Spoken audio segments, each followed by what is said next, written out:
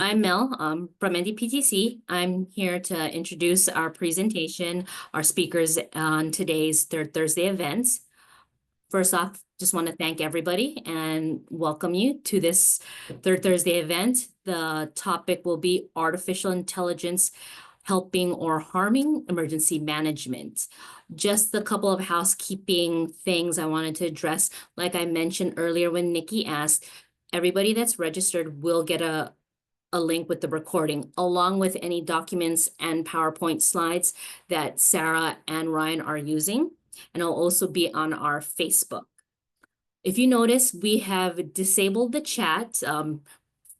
With this topic being very interesting, I feel like there's going to be a lot of questions. So we're going to manage all of the Q&A on the Q&A function in Zoom. So it's going to be at the bottom of the platform of Zoom. If you don't see it, you're going to have to click towards the right where there's more and three dots.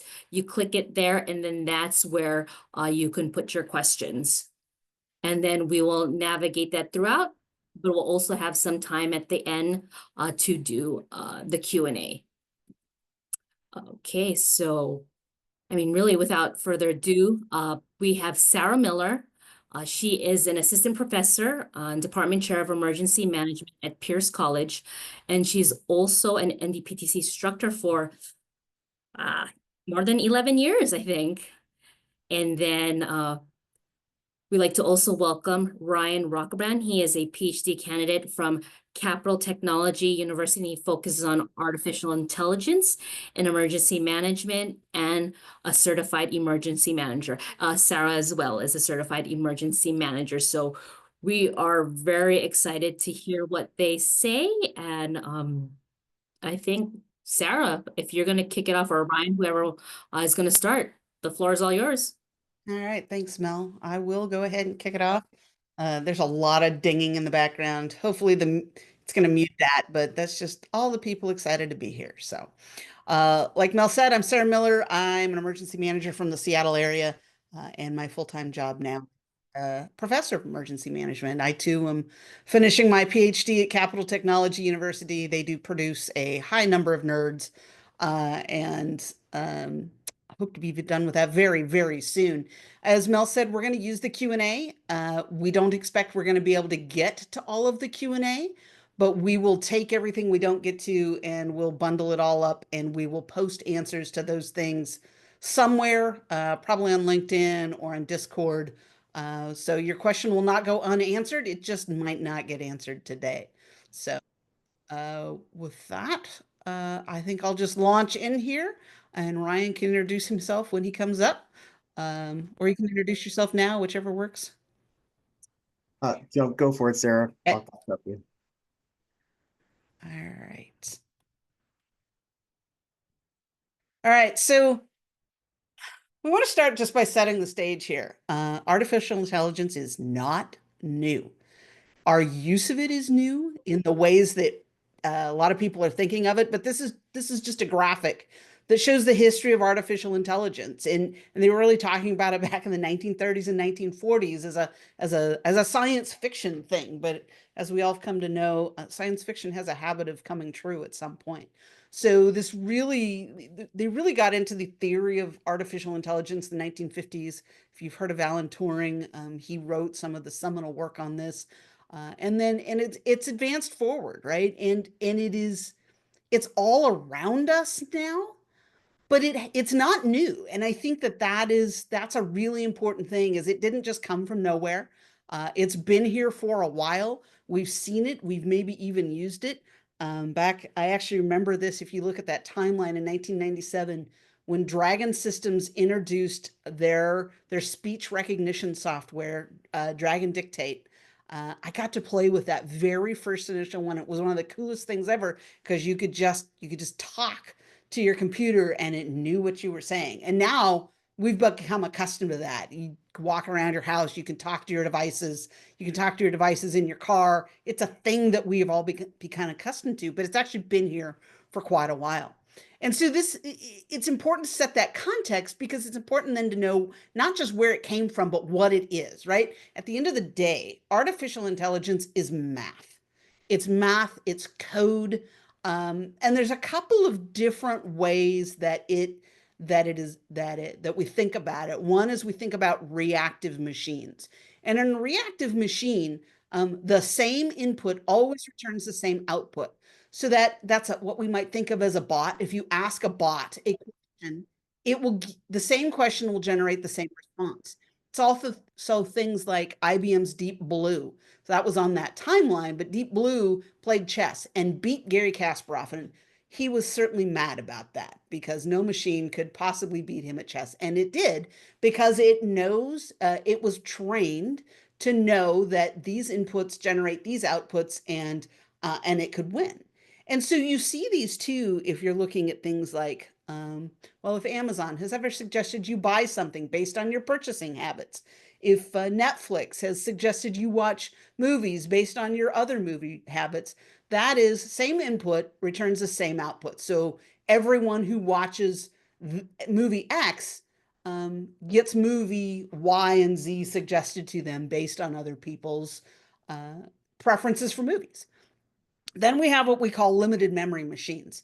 A limited memory machine is designed to imitate the brain. So it takes action based on past and present, but it doesn't learn new things. It can be trained with additional data. So it can become something like an AI agent. So you can teach it new stuff, but it has to be purposeful. A self-driving car is a really good example of this. A self-driving car um, takes action right now based on what it has been taught in the past, but it doesn't learn anything new on its own. You can teach it new things by uploading new data to it, which happens on a fairly regular basis. So if you have something like a self-driving car, you'll get software updates for that, where it then learns new things and makes new inferences from that. Natural language processing is another thing. So natural language processing is using our speaking or writing habits to generate new things. That's a limited memory machine. And it's important to understand that because it's also important to understand what it's not. And you guys get to see Bender because Bender is one of my favorite robots because I'm that kind of nerd. But there are two kinds of things that AI is not.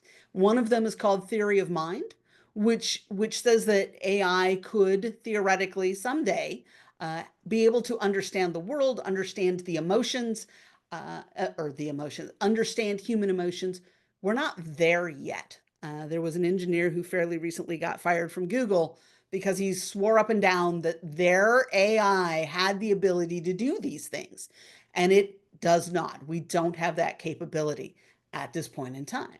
And the other one is self-awareness, where the system has its own sense of self and a conscious understanding of its own existence. So if you are a sci-fi fan, a Star Trek fan, this would be Data, right? Data is a self-aware artificial intelligence embodied in a robot, and we do not have that technology at this point.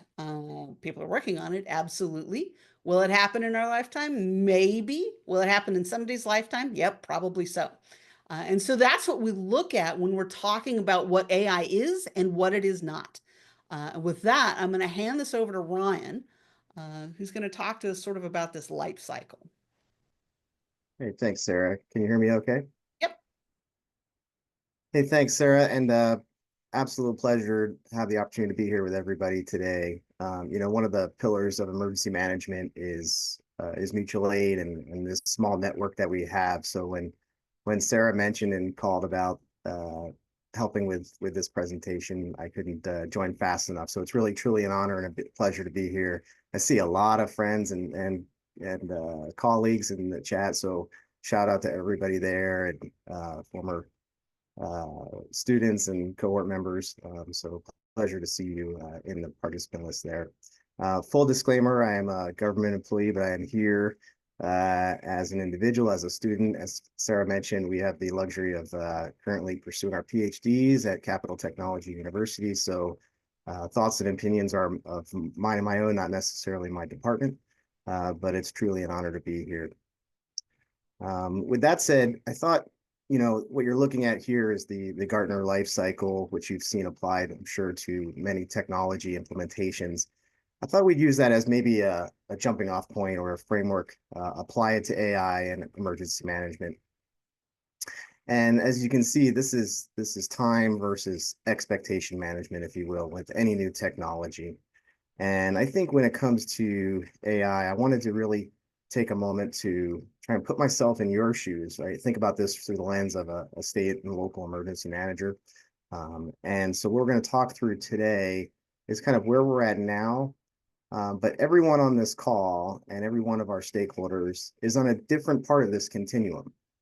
Some are very aggressive in adopting AI, especially since the advent and release of ChatGPT and large language models.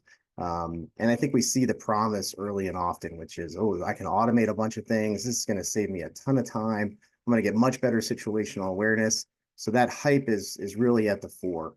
But I think at some point, there's somewhat of a reality check that happens throughout that trough of disillusionment, right? This is really cool, but I really don't know how to apply it, or this is taking up too much of my time, or I don't have the bandwidth or the bench strength to help implement some of these things, or I can't really just because those that I report to may be saying, well, where's the real ROI? And I need to see that immediate and often.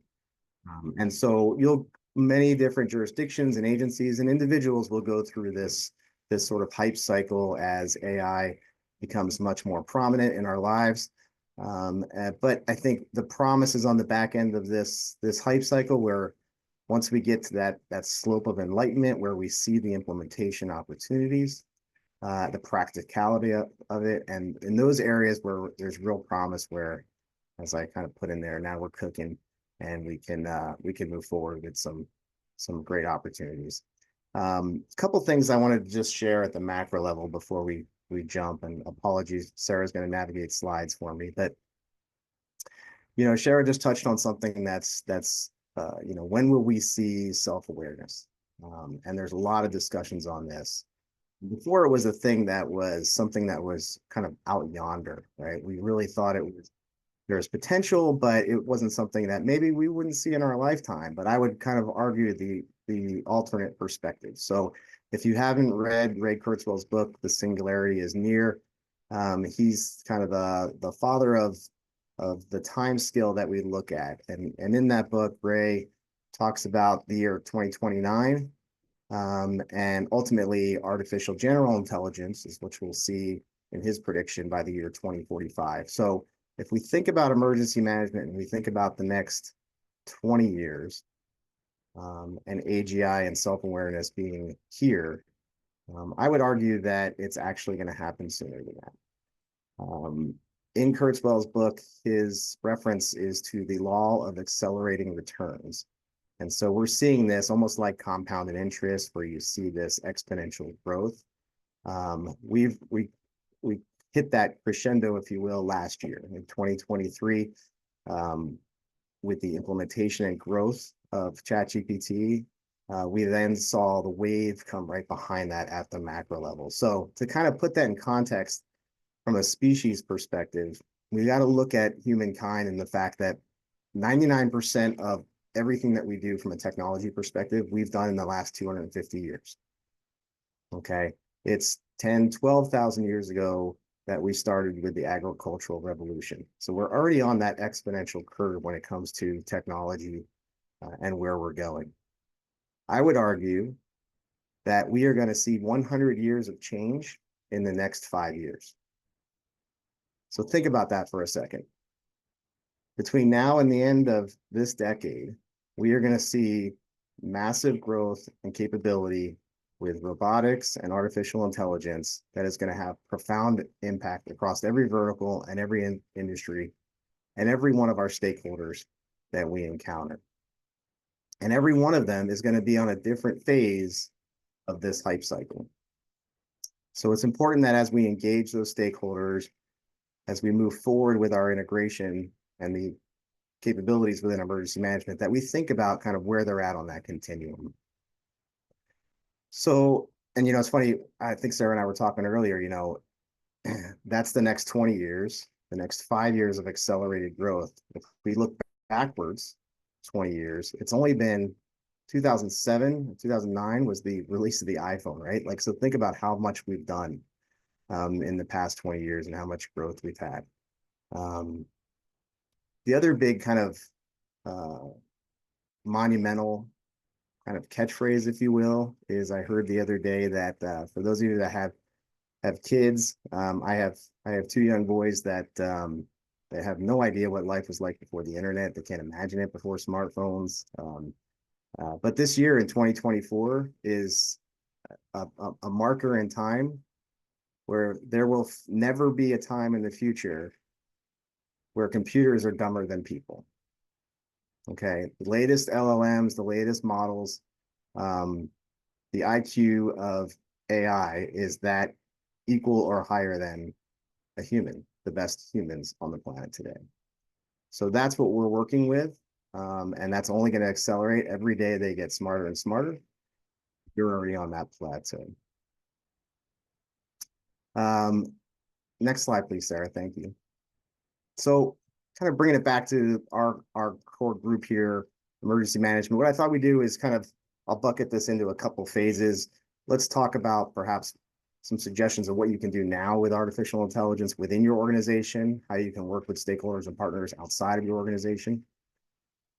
Things you might want to consider to do next thereafter. I'm going to talk a little bit about learning, and then what we thought we would do is share a little bit of a roadmap, kind of a jumping off point, sort of a takeaway, a tear sheet that you can use for a roadmap to kind of potentially work with some of your partners as you move forward. Next slide.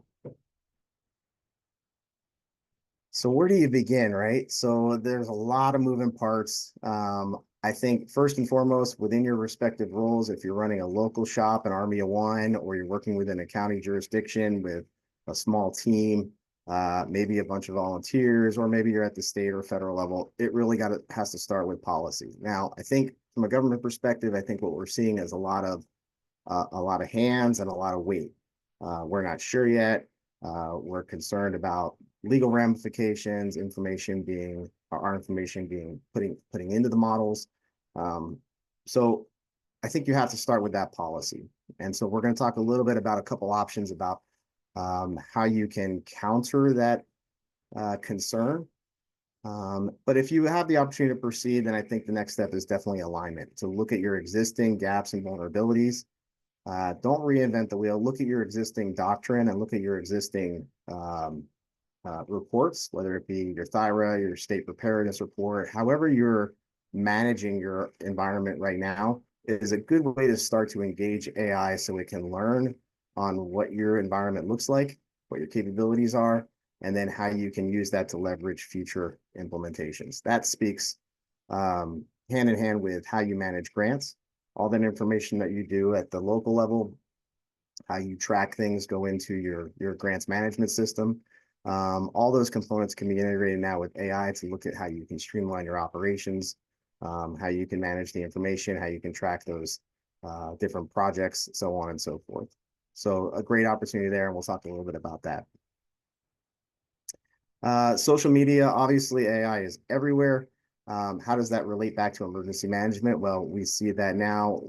We've seen a lot of happenings with misinformation through Hurricane Helene and the messaging that's happening with recent disasters. So talking about how AI can help or harm you back within your Joint Information Center and your Joint Information System, working with your partners, is a tremendous place to start.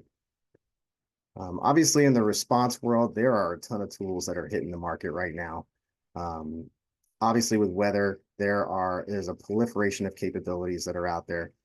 Sarah and I had started the laundry list, but it got too big too quick. But I think at the macro level, this is starting with platforms, private and public, that are open data sets that everybody can tap into, that help build some immediate capability that you could leverage.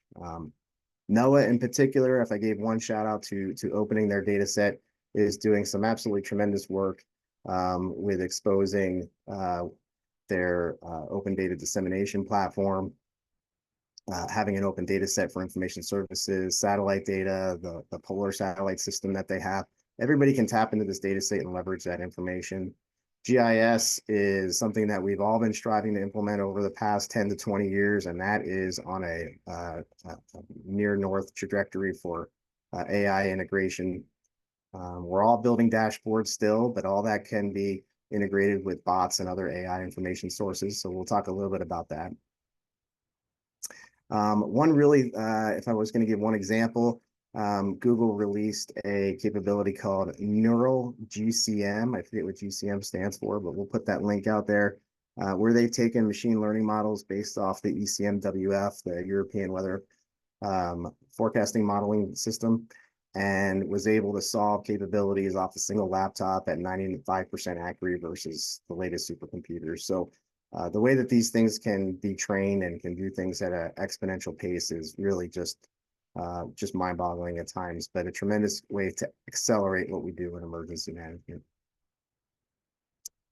So that's kind of now, right? So next slide, I think we jump a little bit into, you know, how you would manage that externally, right? So I would encourage everybody just to think about who your customers are. Again, remember on that continuum where they're at. But before you just jump into that engagement, I think I would encourage folks to think about how you structure that engagement. So it's somewhat of a cohesive strategy. Now you can select a framework. I put 3 kind of options up here. Maybe you're looking at it through the lens of community lifelines. Maybe you want to do it from a recovery perspective. So you want to base it off of the recovery, 6 recovery support functions. However it works for you. Maybe it works off your FLOP model for operations. Maybe it works off of an ESF structure. However you operate today, I would encourage you not to deviate from that, but build on top of it. Select that framework. But the last one I wanted to do a little bit deeper dive on, and that's working with the private sector, and I'll get a little bit into why. But the different verticals that are out there, think about it. Everyone is trying to figure out how to use AI, and that's going to have a dramatic impact in your respective area of responsibility. So I mentioned here at the bottom, Sarah says, explain KYC, right? So in the private sector world, KYC is know your customer. So I use that a lot about, and anything we do, you have to understand who's on the other side of the table. You have to know who that customer is, but understand who you're going to engage, how you're going to engage them, why you're going to engage them, and what's the incentive for them to participate in that.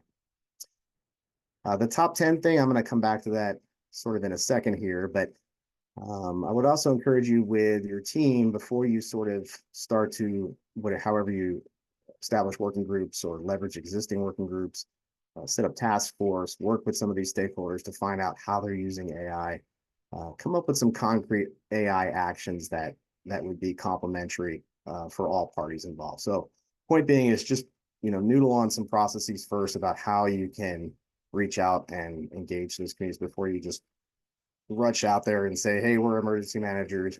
We want to learn a lot about what you're doing and tell me about your AI integration. And then lastly, what does success look like, right? It's not just, hey, we talked to 15 companies and these ones are doing AI and these aren't.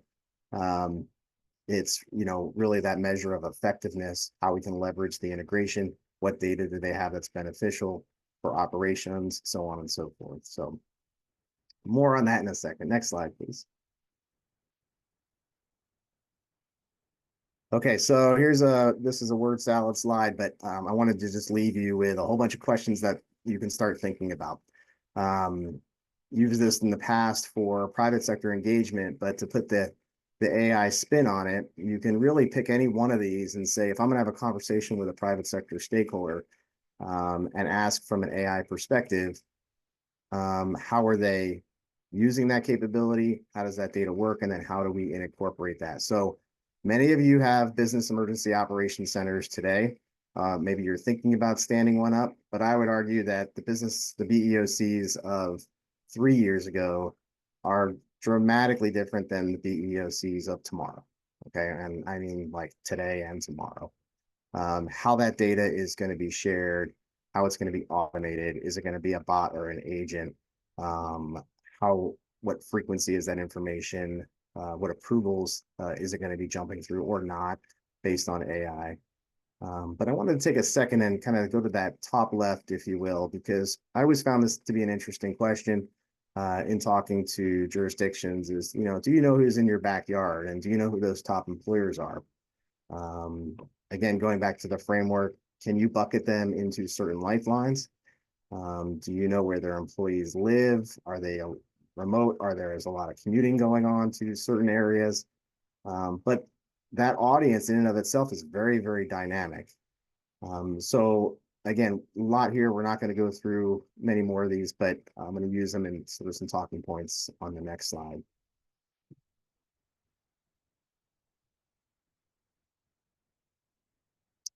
Okay, so these are national numbers.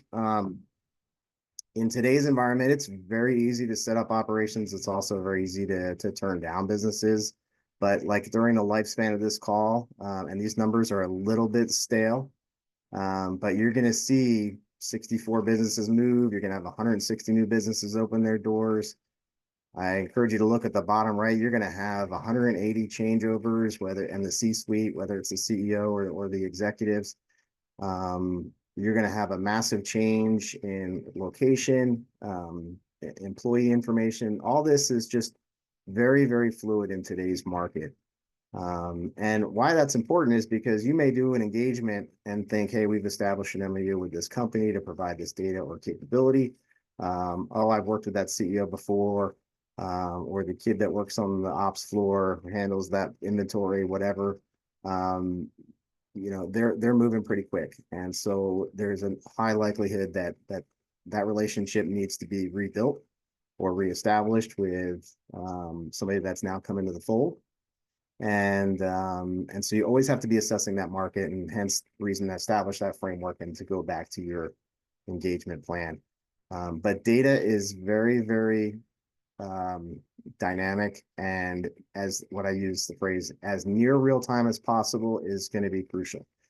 Nothing against the other agencies that put out a lot of data today. When you look at things like maybe census information or information that may come from some routinized processes, but it's really important to look at the time and date stamp of the data that you're curating and that you're incorporating into your systems.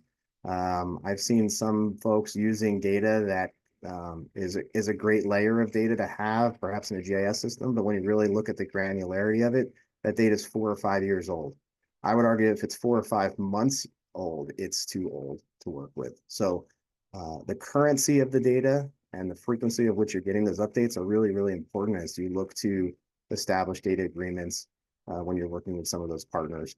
And if AI is going to be driving a lot of that, it's really important that you establish those parameters in those agreements up front.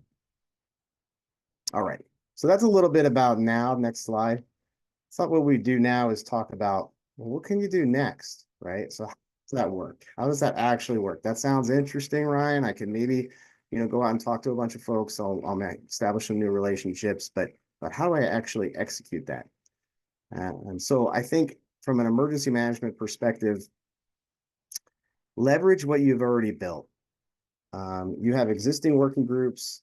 If you have existing county departments, city departments, NGOs, volunteers, partners that you work with, don't reinvent the wheel. Just introduce this new capability and this new talking point into those practices. But identify, here's the framework that we want to use. This is the plan we're going to develop. Establish a timeline, which we're going to talk about in a minute. And then where can we get some wins, right? Where are those collaborative projects that we can work with some folks as we engage those stakeholders going downrange? So some tangible takeaways.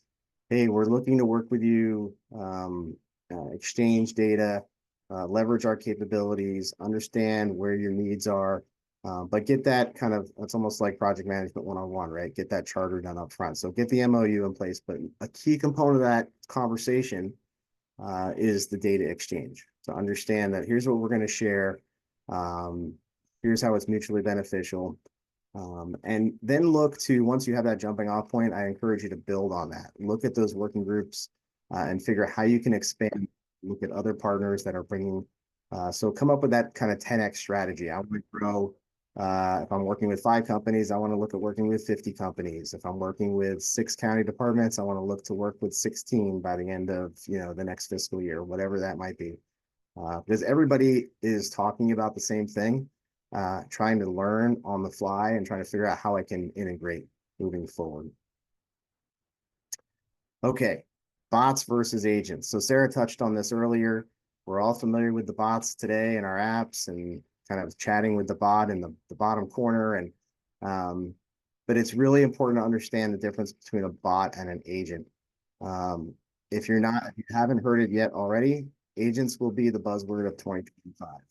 There will be 100 billion agents floating around the internet over the next 12 to 24 months. They're going to be automating things across every industry.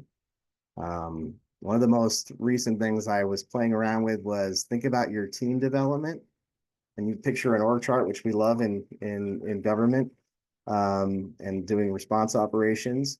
But if you picture an org chart with a team of 10 people, imagine if 4 of those people are not people, but it's an actual agent that's working as part of your team 24/7 around the clock, and how you would share responsibilities, and then how you would work your project management scope and scale in terms of those milestones. There's some very interesting platforms that are being built. There'll be a lot of free agents. There'll, of course, be a lot of pay agents. But think about having those workers. I think about them in terms of clones.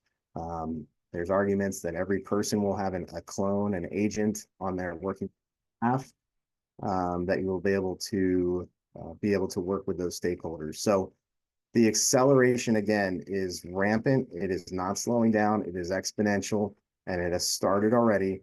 And the projection right now is by 2029, you will see this massive proliferation of full-blown automation.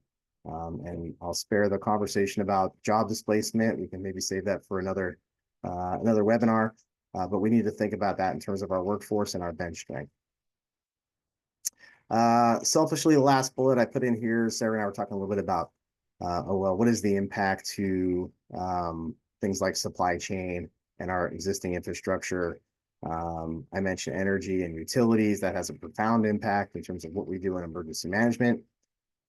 Selfishly, my PhD AI work is on small modular reactors. If you're not familiar with that, get ready. They're coming fast and furious. You're seeing a lot of the big tech start to sign MOUs and contracts for these new power reactors, which will be coming online, but they will be coming to a jurisdiction near you very soon.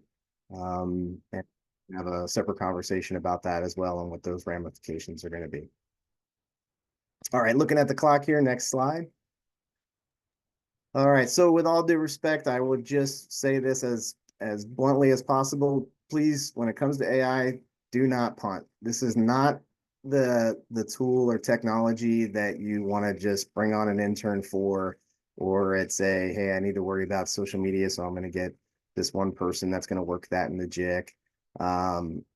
Everybody on this call, we need to learn every day. It is changing at such a scale that you're going to learn something and it's going to be gone or recreated in a different form or fashion the next day. But if you're not privy to it and you're not aware of it, at least on a surface level, it's going to hinder your operations. Okay, and it's going to set you behind the power curve when it comes to emergency management. A couple things I wanted to tap into here real quick is just some things to learn, which are kind of at the fore right now. So retrieval augmented generation. I mentioned early on about, getting pushback, whether it's a policy or, hey, we don't want to do that right now, or legal is kind of putting up a wall that, we're not going to do any type of limitation. A lot of this is the concern, valid concern that, well, where's our data going? Where's our information going? It's going out into the cloud. It's going to the Googles and Microsofts and OpenAIs, and we don't know what they're doing with our data. It is very easy today to do two things. One is to take that entire LLM capability, that GPT capability, and run it locally 100% offline. There are a bunch of tools out there. Sarah and I will put them in the chat, but just know that is 3 clicks and you can run all that offline with the same exact capability as if you were using it with your device. The other piece is, hey, we're interested in doing it, but we're worried about where our data, we don't want to upload our data. So you can compound your local LLM, your offline LLM, your local GPT with your own data, and they call that RAG. Okay, and that's not just, hey, I've got a whole bunch of PDF files and I'm going to dump it into my chat GPT. This multimodal capability is now available. So think about I've got a whole bunch of files, but I also have a ton of videos. I have a ton of audio files that we have, a bunch of recordings that we've done. So all that is also able to be ingested so that the model can be trained on your data and you can learn and leverage that, again, 100% offline. No code automation. I won't go down the rabbit hole here, but just know that you don't need to be a programmer anymore to take advantage of a bunch of these tools. A lot of it is 2, 3, 4 clicks, and you can build a complete capability.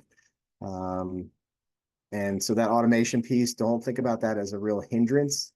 Just know that that's something that you want to just embrace early and often based on that data that we were talking about earlier. Speaking of data, this is something that's very new. You're going to start hearing a lot about synthetic data. And synthetic data is sort of kind of, what it sounds like. I think there's a couple different interesting perspectives. If you ask 10 people what synthetic data is, you're going to get 10 different answers. But where I see it being attractive right now is it does 2 or 3 things really well in its infancy. One is it can take a lot of the bias out of the data and the responses. We hear about the models and they're trained on existing data and they learn based off existing data. And so any inherent bias that's baked into the training data information is going to be reflected in that output on a GPT.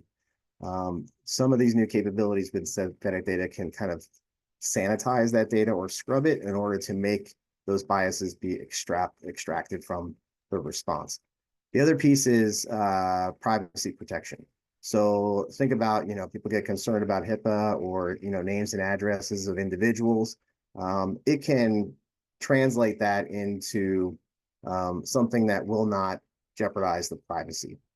I can think of 2 or 3 examples right off the top of my head where think about housing inspections, even within the same agency, where 2 different parts of that agency both have to do housing inspections right after in response moving into recovery.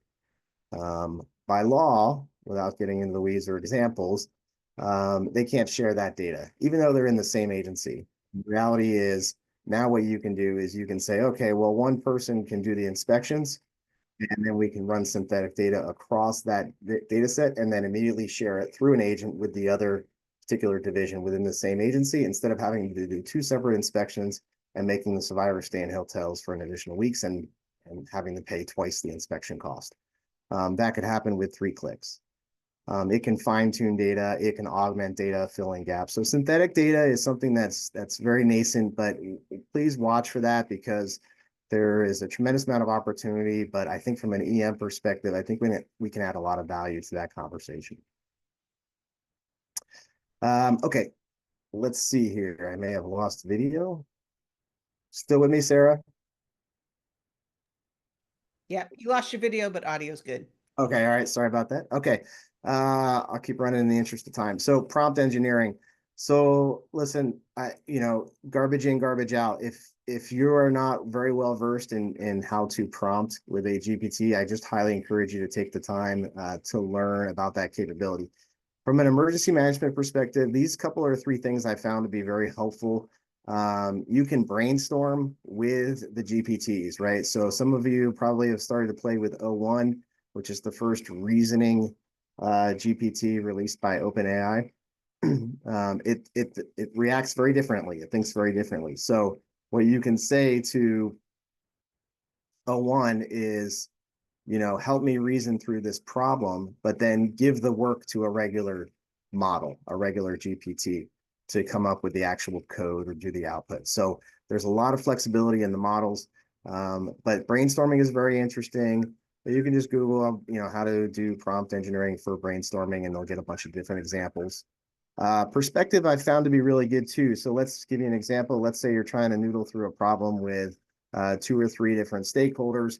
Introduce to the prompt, say, here is the challenge we're dealing with. Now I want you to respond from a perspective of this particular stakeholder, and give me responses for stakeholder 1, 2, or 3, and give it some parameters. And then you can sort of say, well, what works for those respective stakeholders in terms of the output. Speaking of output, backcasting analysis, this is something new that I found interesting. I'm sort of a backwards planner, so prompt the GPT to say, this is my output. I want to create pick your product. I want to have a 17 chapter report based on all these mitigation elements for this particular jurisdiction, whatever it may be. Give that up front and then start working. The GPT will work its way back against that product. And so it culminates that effort along the way. So that's an interesting one to Google. And then just some interesting kind of terminology things here at the end. And then we'll get to the roadmap. So cobots, you're going to see a lot of different acronyms out here, but you saw the release of some of the humanoids that have been coming out. Very cheap. They'll start hitting the market really soon in 2025, no later in 2026. It'll be the equivalent price of a car, if not cheaper, to get a home robot with full-blown AI built in. These collaborative robots will be kind of part of our constituency and our citizens and our public environments. So that is something that we need to consider from an emergency management perspective, because they bring capability, to what we're trying to accomplish in a response and recovery situation.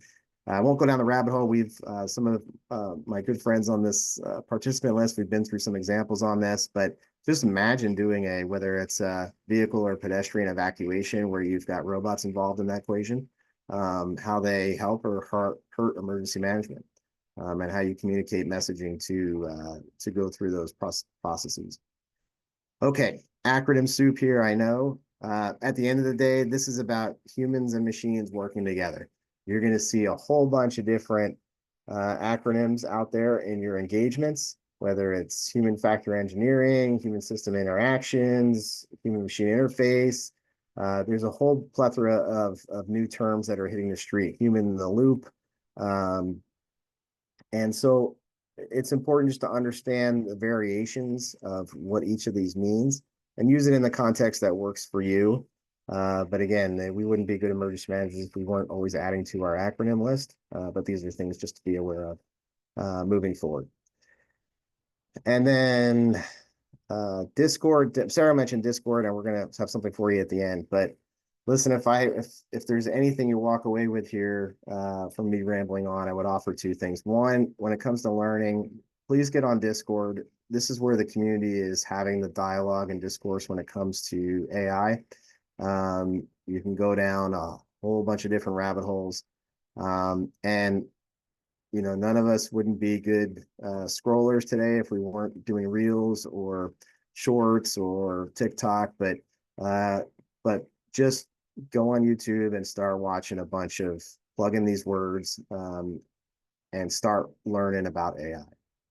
It's just really, really important that you have a general understanding of what's happening and how fast it's happening, because these next 5 years, I can't stress enough, are going to profoundly change the way we do our jobs, the way we support our customers, the way we work with our citizenship, how we do messaging, so on and so forth.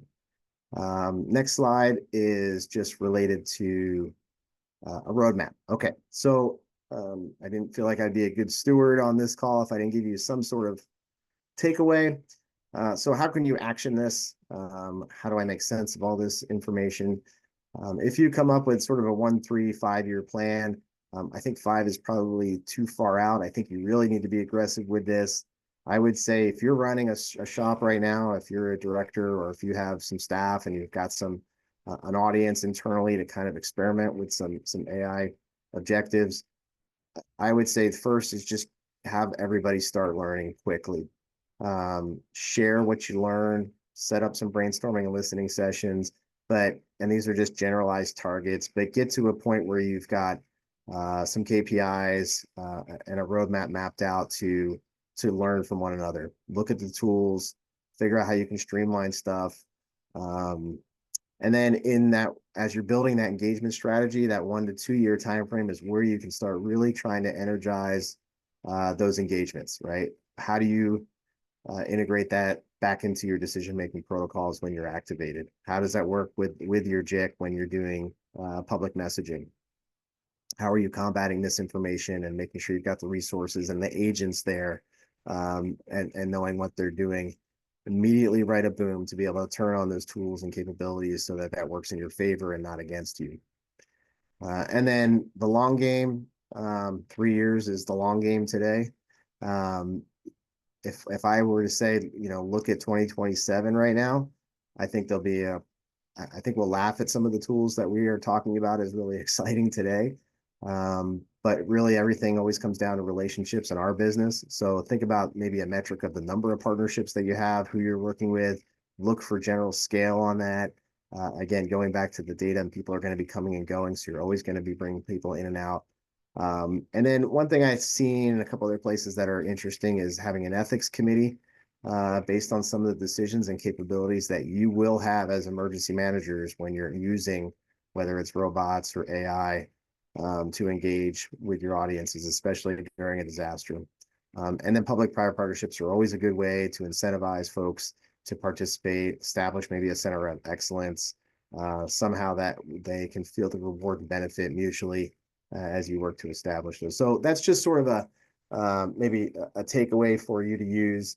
With that, I will go ahead and send it, I think, back to you, Sarah, next in terms of public perception. Yep. If this would click.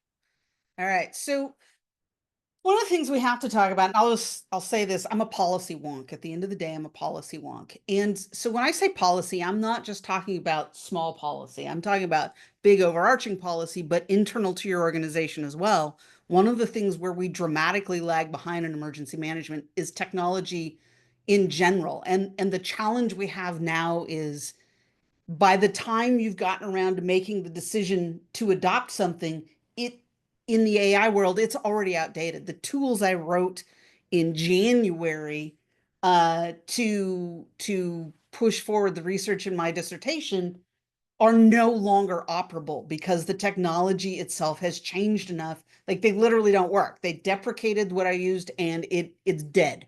And so if your process for adoption is long for any technology, but especially with AI, you may find that you're adopting something that no longer works. And so you've got to have policy around that that lets you be more agile and move forward more quickly. But you also need very clear policy on what people can and cannot use. We are already at the point where we're seeing data pop up in the large language models, so Copilot and GPT and Gemini, that should not be there. People have used those tools. They've input proprietary data that they should not have put in there. And those tools have learned from that. They are, at the end of the day, those tools are mathematical models of where words appear together, right? It's using statistics to figure out what word comes next in a sentence. And we're seeing things that should not have ever been there. And you have to look at what the policies are of the tools you're using. If you're using a tool that is using your data to train on, that's not going to work for you. If you use Slack, for instance, Slack, your instance administrator in Slack has to opt you out as a group of using your chat messages in Slack to train their model. And so you have to, this is one of those times where you really got to read the fine print. And so if you're going to use these, doing them in the ways that Ryan suggested, where you're running them locally, to access your own data is going to be absolutely critical, and not just letting people Google around to see what tools are out there and putting your stuff in there. That confidential material piece is absolutely critical. There are new and interesting security issues we have because people have the ability to generate agents with actual voices and actual photos of actual people. So we have security issues now where it sounds like, and we think we might be talking to someone, and it turns out it is not. Ryan touched on ethics, and I saw in the Q&A, Suzanne asked about cultural competency. We still have tremendous issues right now in the models that exist for bias. They are not culturally competent models. And so when if you go ask one of the GPTs to make you, or one of the image services to make you an image of something that includes people, it's probably not going to be reflective of the community that you are trying to serve. And that's where that prompt engineering comes in, because then you have to take what you got and manipulate prompts to get what you actually need. And we have a perception issue as well, because we need to be transparent and we need to understand when and how we're using AI so that the public has confidence in what we're doing and knows that we're doing it appropriately. I want to touch on this. And there's a bunch of notes in here that we'll share out when we share the presentation. So the harm right now, disinformation and misinformation has been an issue in emergency management in this field for years, and it is exponentially worse in the last year, in the last months, even in the last weeks. You recognize that image, right? That's Disney World with a flood. That absolutely was disinformation. And it was generated initially by a Russian disinformation campaign. There's an estimate right now that says 38% roughly of English language social media is generated from Russian accounts to specifically target Americans to sow dissent. And it is working. So we can also use AI to help combat that, though. There are tools in development that exist that are looking specifically for disinformation and pointing people to real facts. And that is going to help a lot.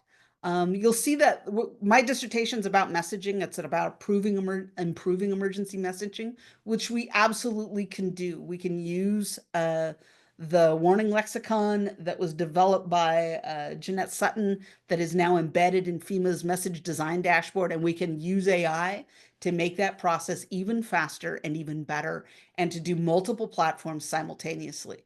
You can also use it to really screw them up, because AI does not have the cultural context that is necessary for where you live, right? If we're going to issue a message in Alabama versus Seattle versus Hawaii, we need to say it in different ways.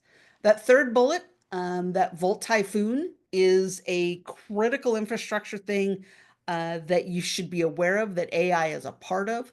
But it's a malware essentially that's been generated by China. You can read congressional testimony on it, but it is a cyber threat that is AI generated, and it exists already within our critical infrastructure. And we're using humans and AI to try and route it out before they pull the trigger and launch critical infrastructure attacks across the country on our critical infrastructure, specifically water infrastructure. There's more about that in the notes in this presentation, but I know we're almost at time. So there were a couple of questions in there. I think I got to yours, Suzanne. Jillian asked about the climate impacts. So the climate impacts of the infrastructure are not trivial. It's estimated that for every 500 prompts or so that go in, you pour a bottle of water down the drain. There's entire data centers built in cornfields in Iowa because they have easy access to water, but they use a tremendous amount of water to cool the computers that run these. There's 3 links on here. There's my contact information, there's Ryan's contact information, and then there's a Discord channel that we've created to help further this discussion, because it is a critical discussion for our profession, and it is not going away. You're using AI even if you didn't mean to, and even if you didn't want to. It's built into Zoom even, and so you're using it. The people around you are using it, and it's on us to harness that and to use it appropriately and to figure out the best ways to use it moving forward. So there's a lot here. We'll be talking about this at the IAM conference next month and on another webinar the end of next month. But there's a lot here that we need to address, that we need to collectively learn about, and we're already behind. And being already behind means we're probably already we're not utilizing it to help people, and we may in fact be harming people without even realizing it. So with that, we'll conclude. I know Mel had some things she needed to drop into the chat, and thanks for having us. I did mention in the chat, if you do have a question and you need to run off, just put in the Q&A and we'll make sure we'll get everybody's questions answered. Amy just dropped some information in the chat on where to access the recording once it's available, as well as our social media information. We will post the link to the YouTube on our Facebook in the next couple of days. And next month's third Thursday will be on tsunami alerting and response best practices from Washington State. If you want to register, you can get that information. But other than that, thank you for attending. Sarah and Ryan, thank you for sharing this very important and interesting information that I know is just going to be really popular moving forward. And we look forward to seeing your presentation at IM. But we will get those questions answered. Yeah, thank you.